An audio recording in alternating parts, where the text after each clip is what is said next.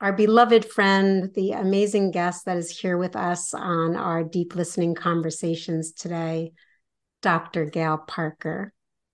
And I'm going to take a moment to introduce you. That's okay. Yeah. That's fine. So we are here with the author of two amazing books, Restorative Yoga for Ethnic, Race-Based and Stress and Trauma, and the follow-up book to this, Transforming Ethnic and Race-Based Traumatic Stress with Yoga, Dr. Gail Parker. She is a psychologist, she's a yoga therapist, and clearly as well a writer, serving as president of the Black Yoga Teachers Alliance. And you certainly may have already come into contact with her work. She is a pioneer in blending psychology, yoga, and meditation with self-care strategies for emotional balance and well-being, as well as really a pioneer in helping us understand really just, so much complexity about how balancing the nervous system is not only different from person to person, but among race, among ethnicity, and the complexities that we should understand as teachers, as people, to come into more compassionate relationships with each other.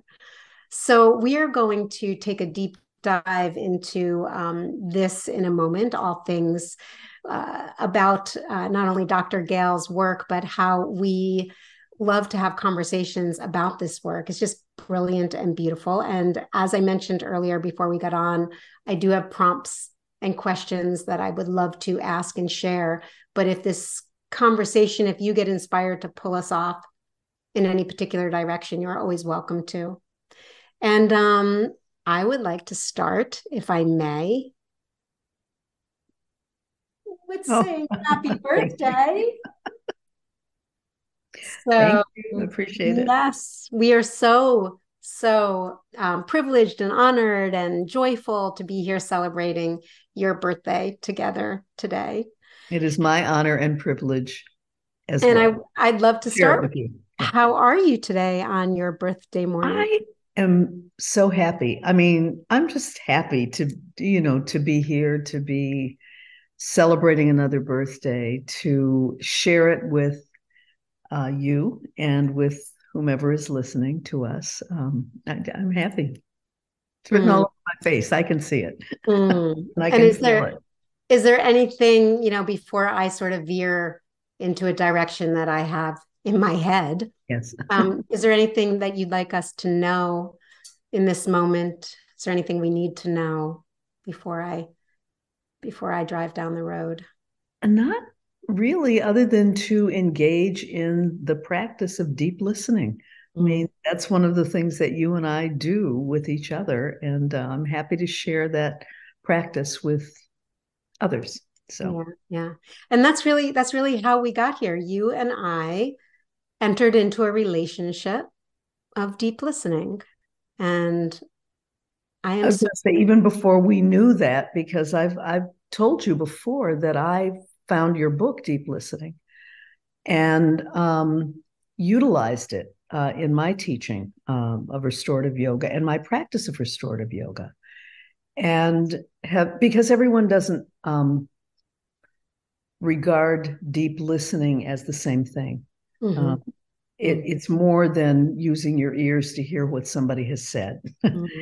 It's more than being quiet while somebody else is talking, and not responding until they're finished. It's that, I mean, that's some of it, but it's so much deeper than that. And so I've appreciated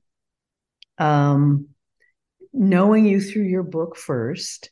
And then the story I like to tell is when I finished writing my first book, and we had not met, you sent me a beautiful email just congratulating me, period. You didn't ask for anything. You didn't want anything. You just wanted to be supportive of the work. And that meant a lot to me. And then we began to do some things online together, and one thing led to another, and we have formed a really nice relationship. Yes. And I love that. I love our history. And I love actually, when I emailed you, I also spent time with you through your book Huh. before we met. So we had this way of really being together and then coming together. And what we talk a lot about when you and I commune on our own conversations is we don't have a lot of small talk. Like you and I, Yeah. we don't do the small talk. We go right into it, and we talk a lot about how the practices of conscious rest, perhaps that comes through the vehicle of restorative yoga, but at the heart of that practice is neurological relaxation and conscious relaxation.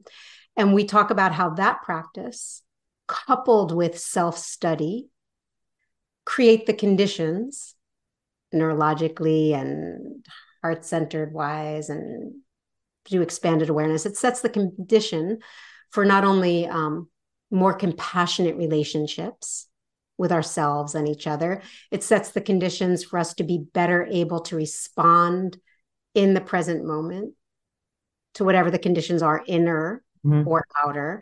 And it ups the odds that we contribute in a more towards peace, inner and outer, rather than adding aggression or rather than being habitual with our stress response. And so that's like you and I sort of, we talk about that from all the directions often when we get together. And something that comes up in your teaching a lot around this thesis, we'll call it, is the word curiosity. Mm-hmm. And this word comes up, if you read your books, if you listen to your teachings, if you listen to any of your podcasts, like it's at the heart, curiosity. And curiosity is a skill that we can develop.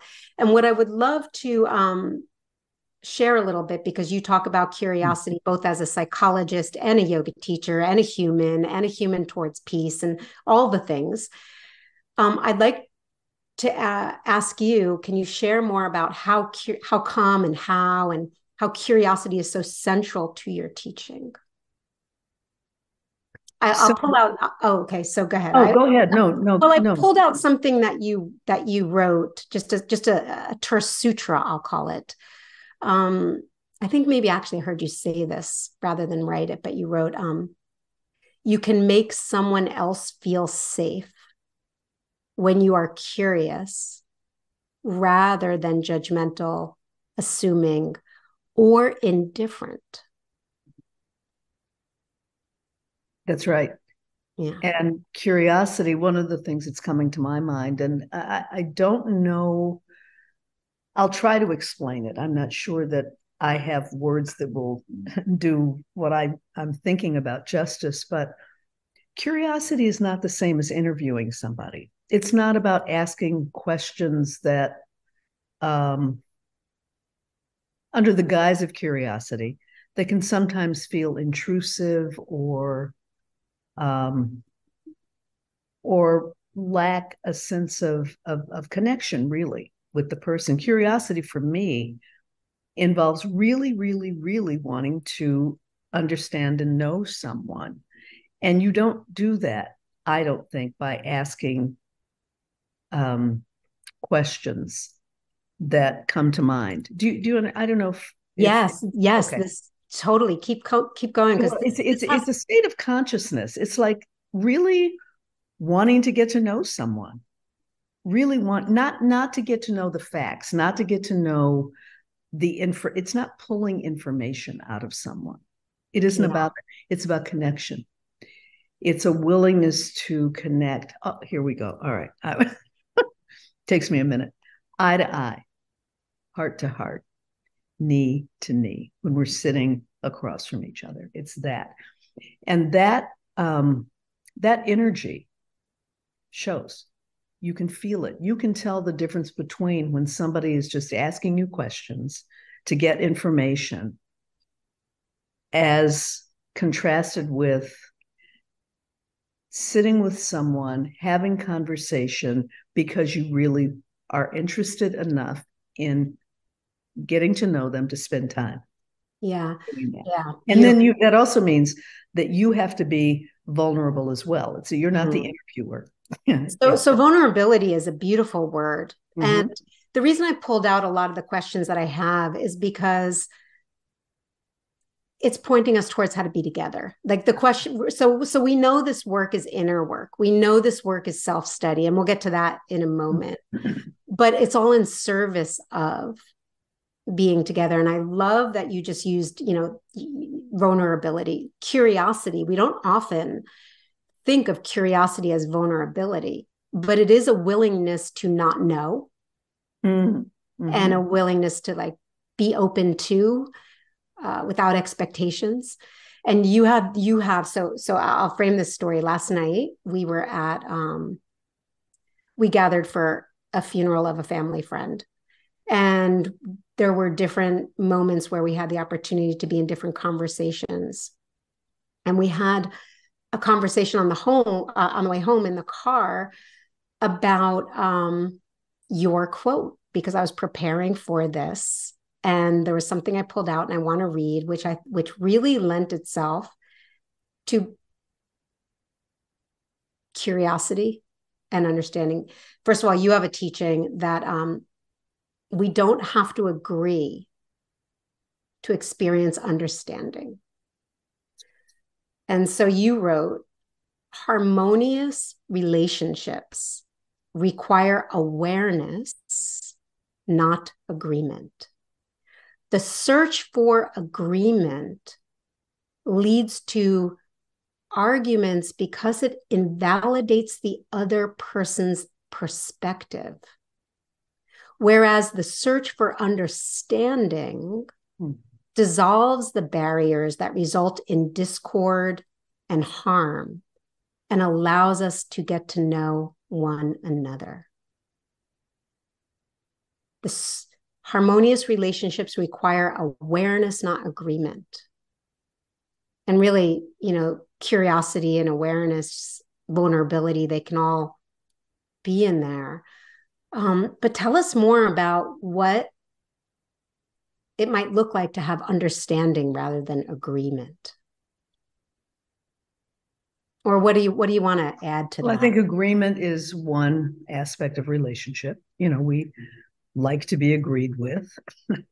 um, but it's only one stage. And from my perspective, on the stage of getting to know one another, it's not, there's so much more than agreement. So if you and I disagree on, we have different perspectives. See, I wouldn't even call it agreement or disagreement, but excuse me, if you have a different perspective than I do, instead of arguing with you and trying to persuade you to see it my way, which is what agreement is about, what if I instead got curious about, Jillian, help me understand why that's important to you. Help me understand why you would say something like that. I have an example. I'm currently trying to process an unpleasant experience with someone who said some things to me that were deeply, deeply, deeply wounding and offensive recently. And this is someone I thought of as a friend, but it was so, the comments that she made were so wounding that it really sort of took my breath away. You know what I mean? You know how when you don't really have an immediate response, but I do remember deciding in that moment, and this is where deep listening, this is about deep listening to myself in that moment. Mm-hmm. I decided, rather than even respond to this from my perspective, let me just help me understand why you saw things that way. Help me understand why you would even say that to me. And unfortunately, the person got defensive. And so that's where, because she's stuck in agreement, we have to see things the same way in order to connect. And for me, that that becomes a deal breaker. If we can't have conversation about how you see something, and you are not curious enough about me to understand, well, why was that so painful to you? What about that was so hurtful? Then I don't know where to go. You know what I'm saying? It's like, so I think that when we get stuck on agreement, you need to see it my way, or if you see it differently than I do, then I'm gonna shut down and get defensive about it. This does not repair relationship ruptures. Ruptures in relationship are inevitable. You can't avoid, they're not avoidable. But how do I repair the rupture once it has occurred? How do I, when something happens, it's off-putting, and I value the relationship enough, how do I repair? And for me, the reparation starts by inviting conversation about what happened, and not defending what happened and not denying what happened. So it also involves self-study. See, curiosity is not just about the other person. It's about us. And when it can't be about us, am I being clear? Yeah. When it can't be mutual, when you aren't willing to take a look at your own self, like I'm trying to take a look at my own self and not go off on you because of what you said, but pausing, taking a moment and making a conscious choice to stay in the moment of my own discomfort, to remain connected to you. That to me is what our practice is about. That's it. That's the golden egg right there. And I'm just let me just rephrase that, if I may. What I heard you say was, yes.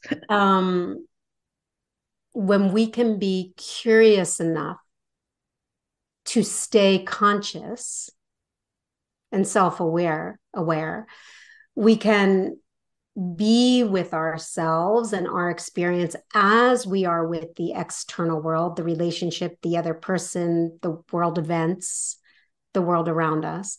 When we notice how we feel in relationship to what's happening around us, we can self-regulate even when it is wounding towards us. That's right. We can stay in either compassion for ourselves and potentially keep the curiosity going in that relationship until it is no longer wise to do so. That's right. That's exactly right. That's exactly right.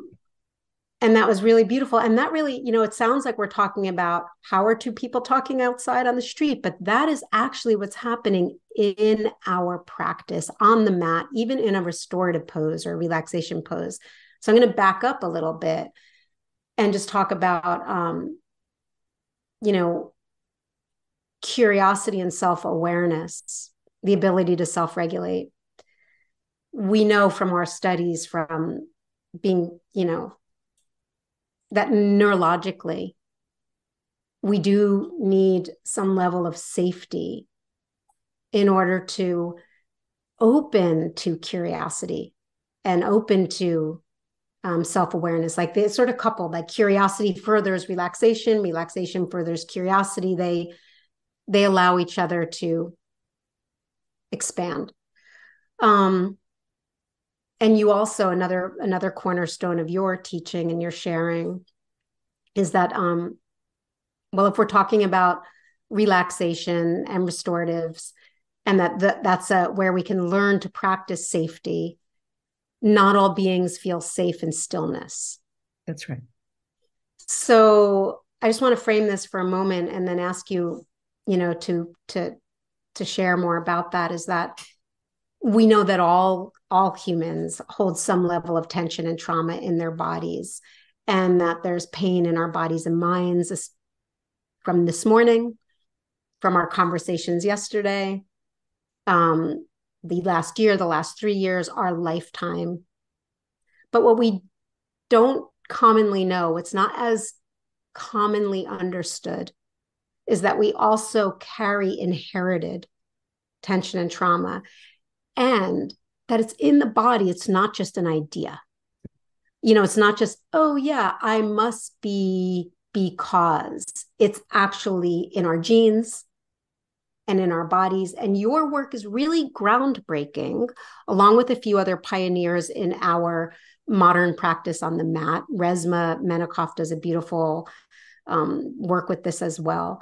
But you have really paved the way for a lot of teachers, mind body teachers, to understand that the ability to relax can differ greatly from person to person, but also from culture to culture, and between ethnic lineages. And this is where you also emphasize curiosity, like that if we were more curious, it may change the way we practice and meet each other. But I know it's a big topic, and I'm not going to ask you to teach some big umbrella thing right now, but what I want to ask is, what do you wish people understood more about when it comes to historic, systematic tension, and how that may make the process and the skills of relaxation different for somebody? Like, what do you wish people understood how that might make it different? Two things. What I wish people understood is that everyone has their own context, and it's not yours. It's not yours. I wish people were curious enough not to ask me necessarily, what is your context? I mean, I don't know. I wouldn't know how to answer that. That, to me, that's an interview question.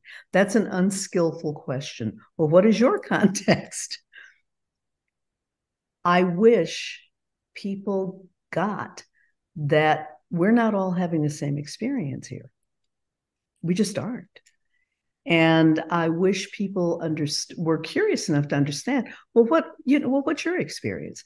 That, by the way, is something that I teach in the following way. When I complete a restorative yoga practice, for example, and so this is not a heavy-handed approach. See, I don't do prescriptives or heavy-handedness. I'm much more subtle. I'm operating on a much more subtle level, even on the unconscious level, because I know how to do that, because I'm a psychologist and I know how to do that. So I will ask people at the end of a practice, at the end of this conversation, if we had time, and if it were a place to do that, pick one word that describes what you're experiencing now, what you are experiencing now. That's an invitation to go within, deep listening, your own self, and appreciate and identify what my experience is. Not mine, but your, you know what I mean? The one who's asking the question. Yeah. And so what's interesting about that, for example, I remember, so usually when that question comes after a practice, people will say things like peaceful, grateful, calm, aware. This is the language. And I remember one time, and it's in the second book, I think I write about it. A woman who was new to yoga and new to me in yoga said shame. Everyone's going around saying these, predictable words. And she said shame. And I remember internally, I'll show you what it felt like internally, but I didn't show that, because I am paid not to show that. So it was sort of like, whoa. I mean, that was my internal experience. So when she finished, I circled back to her. I said, do you mind? This would be an example to me of curiosity, not an interview. Do you mind sharing with us what that experience of shame was? That's all. And if she had said no, then that would have been the end of it. So now I was curious about that. That is such an interesting thing to say. I'm thinking, you know what she said to me? She said, shame. I said, really? I said, how, help me understand that. So I'm describing everybody right now what Jillian and I are talking about in the abstract. I said, help me understand that. She said, the practice brought up for me how unworthy I have always felt. And this is a professional woman, very successful, how unworthy I have always felt of my own self-care. Now that's powerful. And it taught me an important lesson also. Oh, everybody's not having the same experience here. Yes. So I want you to understand, I want people to get curious about, we're not all having the same experience. We're not all in agreement. We're not all on the same page. Yeah. Yeah. So I love how this really wove together. You know, And so wait, one more thing before yeah. you go. Yeah. And my second wish is that each of us gets curious enough about our own experience. Yeah.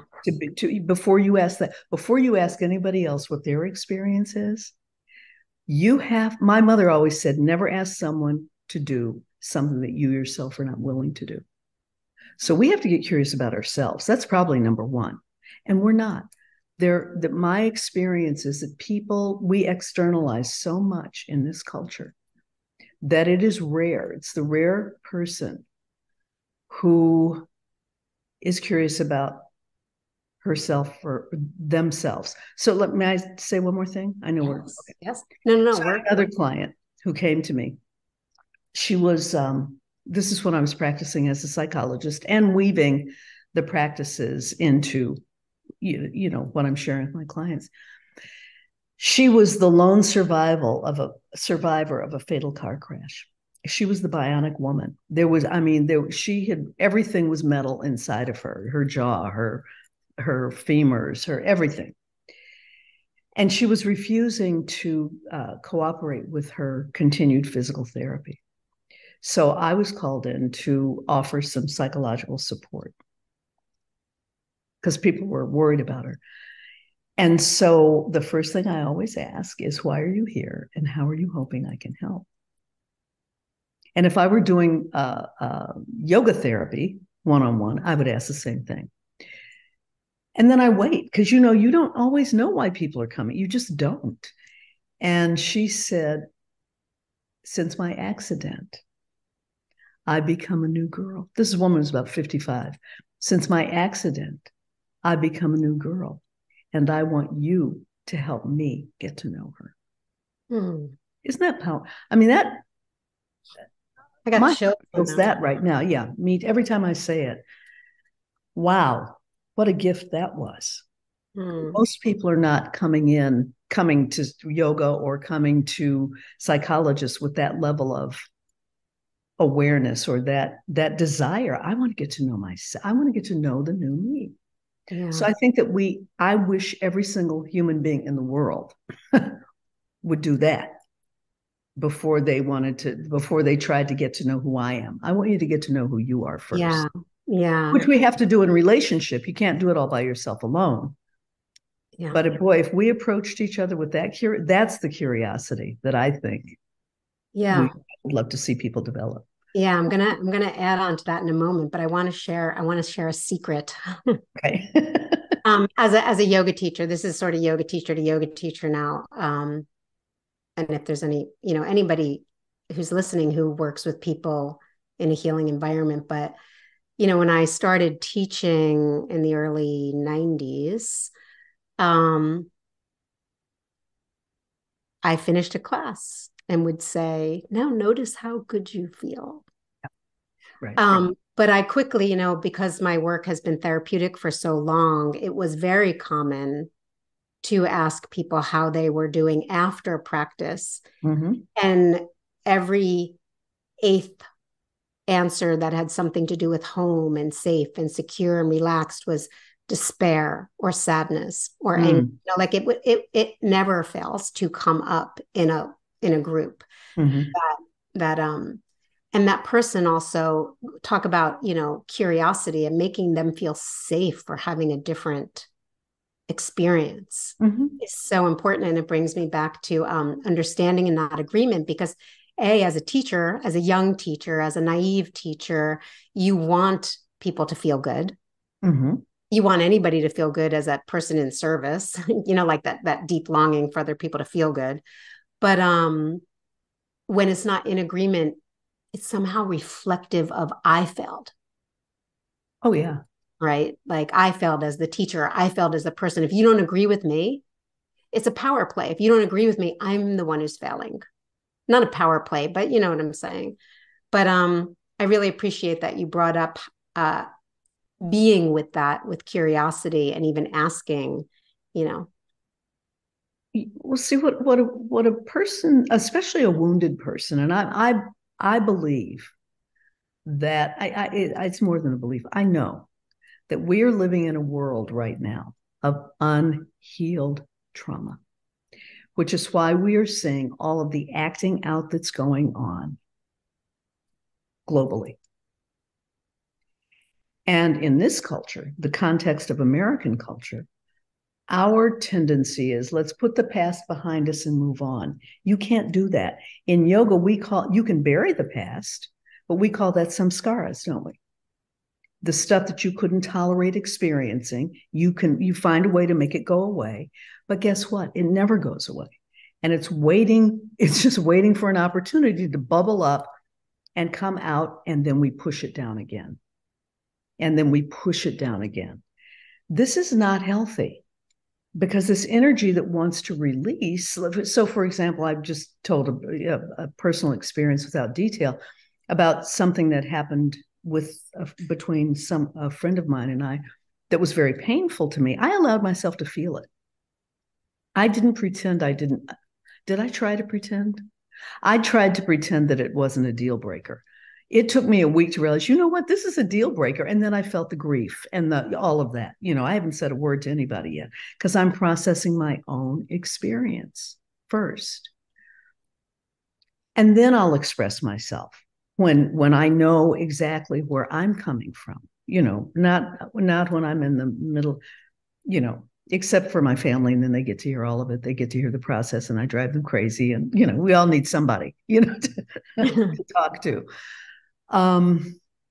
But when I don't remember, but I've lost my thread, so I won't pretend. Yeah, I won't yeah, but pretend to try and get it back. You're really actually saying where I'm heading is it's this trauma response that is pervasive that we are all experiencing if we don't attend to our own trauma. But, yeah, because what a wounded person needs more than anything else in the whole wide world is your presence. They do not need for you to fix them. They do not need for you to make them feel better. And if you haven't confronted your own internal pain and suffering and sat with it and know that the last thing in life you want is for someone to tell you how you feel or how you should feel or how you're going to feel, then you will make mistakes.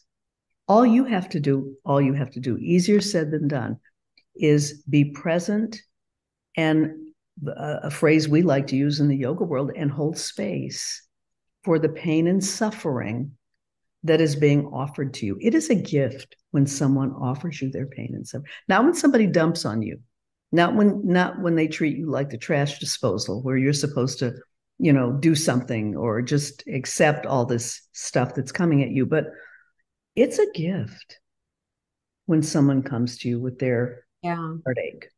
Yeah. Receive it as the gift that it is and don't try to fix it. Don't try to minimize it. Don't make it bigger than it is. Just hold it.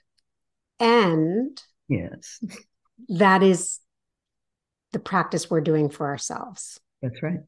And that is where conscious relaxation, restorative practice, and self-study meet.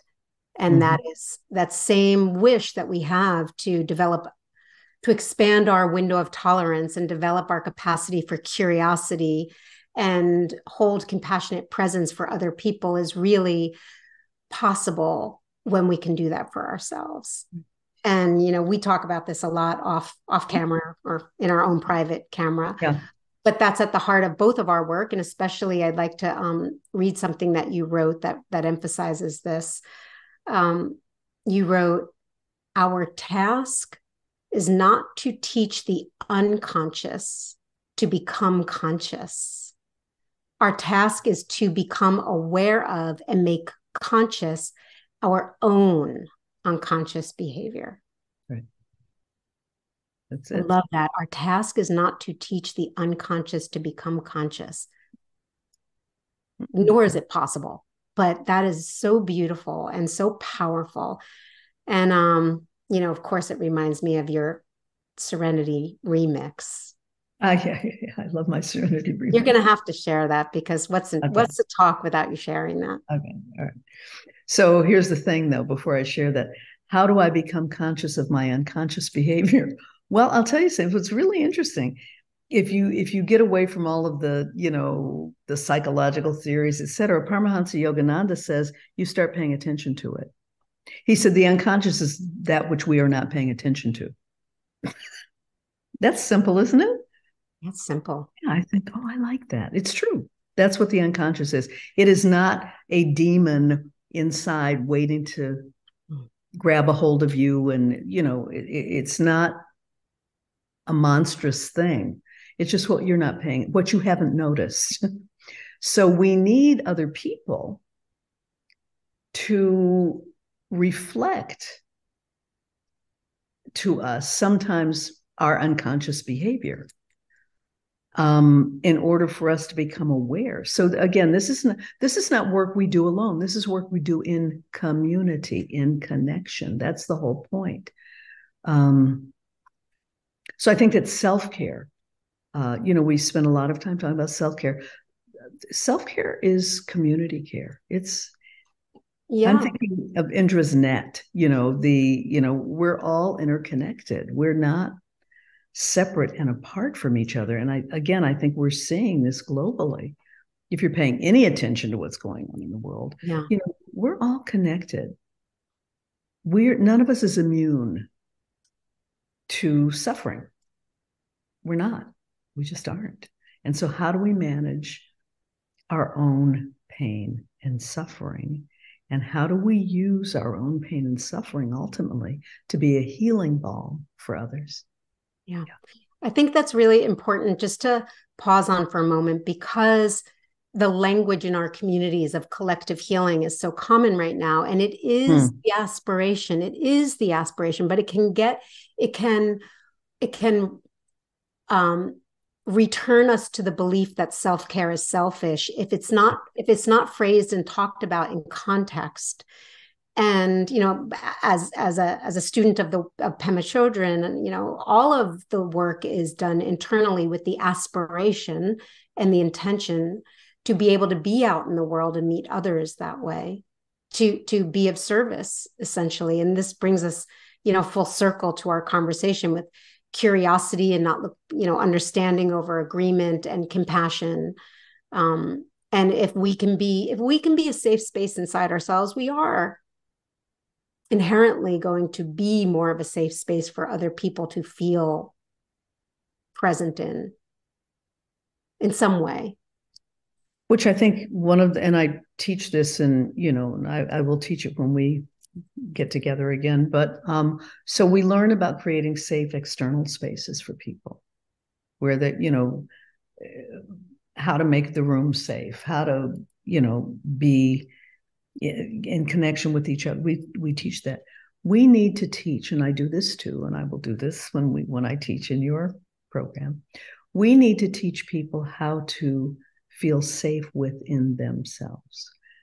And there's a meditation that I use that supports people in coming into that place of inner safety.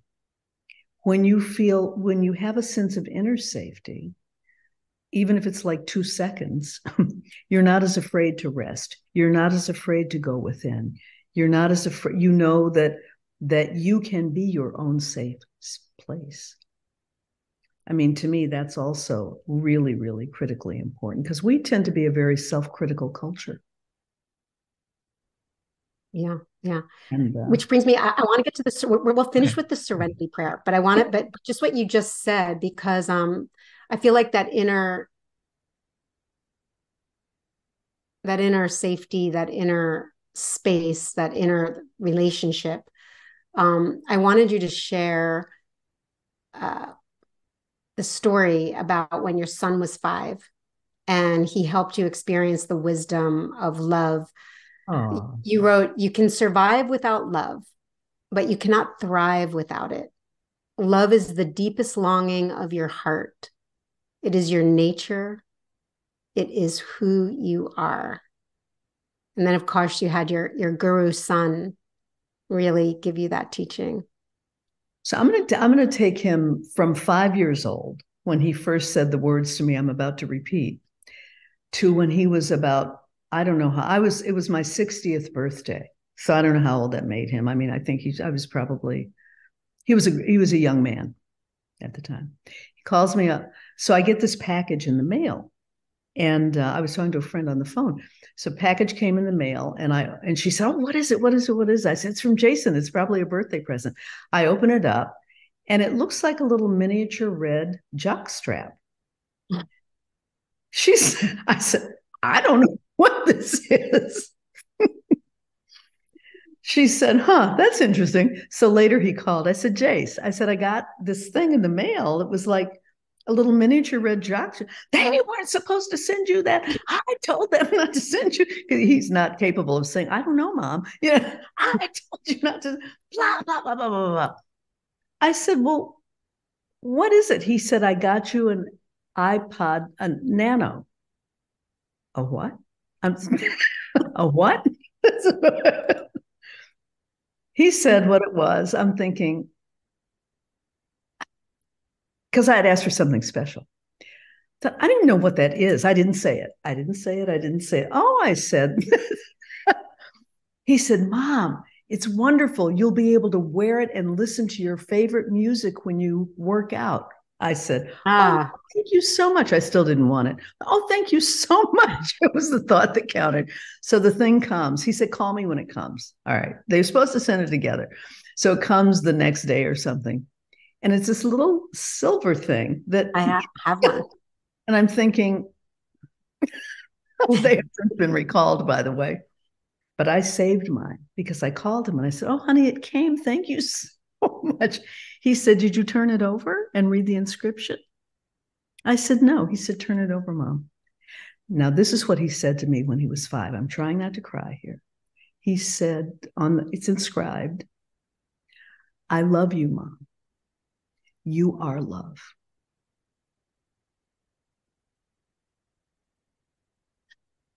I cherish my little Nano. It has been recalled. He said, "You can send." I said, "No, I'm not sending this." Yeah, it's that. Mm. So it was the first time someone had ever said to me when he was 5 that I was love. And I remember, I am? I mean, that's a deep contemplation. You are love. I didn't know that I was. I know now that I am. Yeah, the heart of the practice. You wrote actually about this. You wrote, "Many of us learn to equate self-love with vanity Mm. and selfishness. Mm. Actually, the more loving, kind, generous, and patient you are with yourself, the more these qualities will manifest as you and in your relationships with others. Self-love has the power to enhance relationships, even if only one person in the relationship practices it. Right. It is transformational." Right.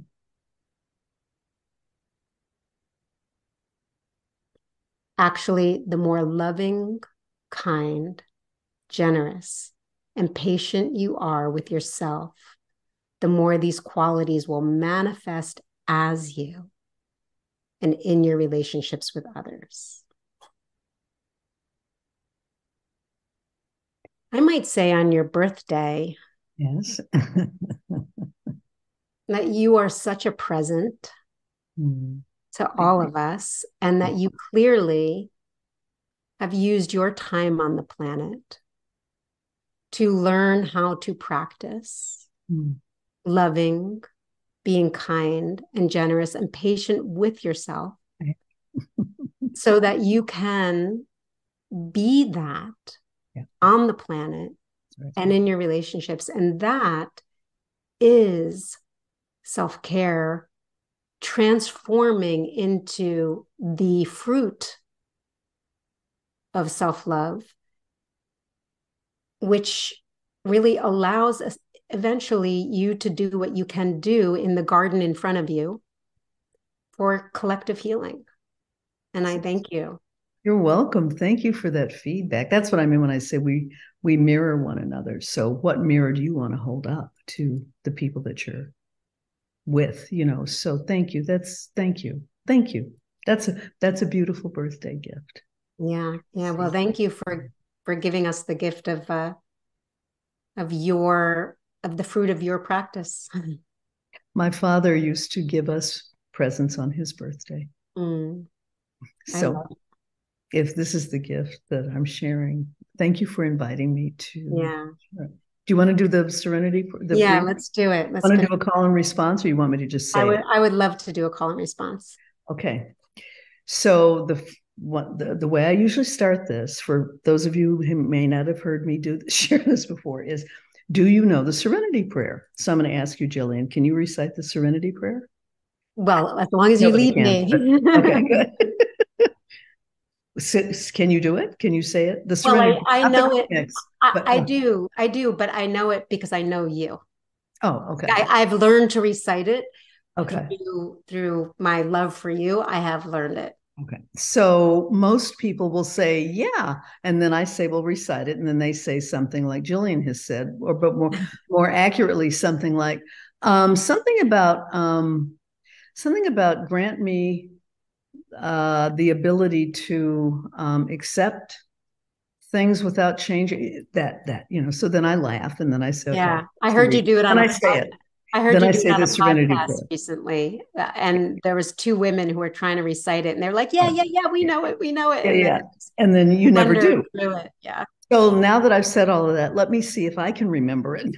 It goes something like, God grant. Now I know the remix. I'm trying to. God grant me the serenity to accept the things I cannot change, courage to change the things I can, and the wisdom to know the difference. That's the Serenity Prayer. Here's the remix. We're going to do a call and response, okay? God, grant me the serenity. God, grant me the serenity. To accept the people I cannot change. To accept the people I cannot change. Wisdom to, oops, I forgot that. I haven't said it for a long time. Wait a minute. Grant me the serenity to accept the people I cannot change. Say it. Do you have it in front of you? And the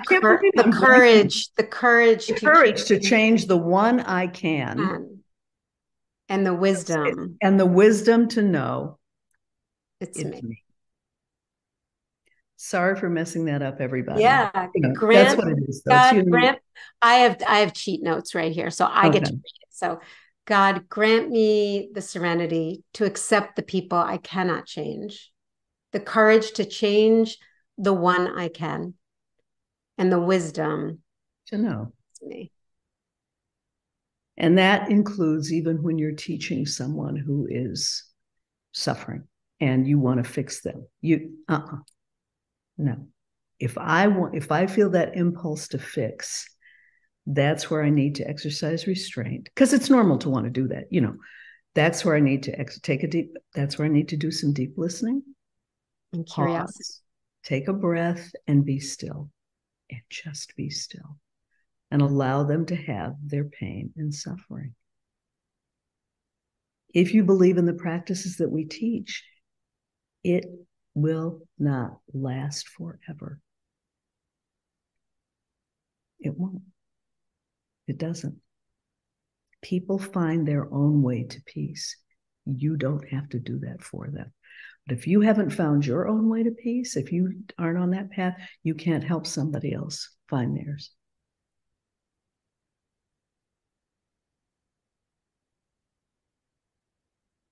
Let there be peace on earth, and let it begin with me. Let there be peace on earth, and let it begin with me.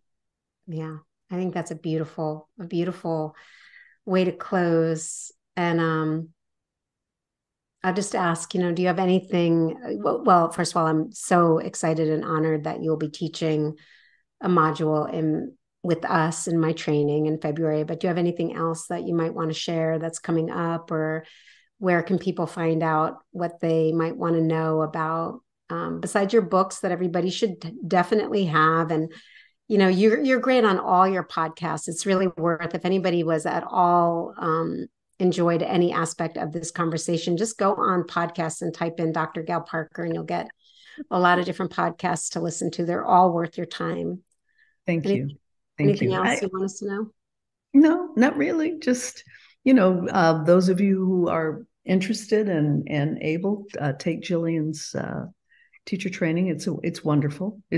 Which is the only thing I'm doing now is teaching with people who I know and whose work I admire.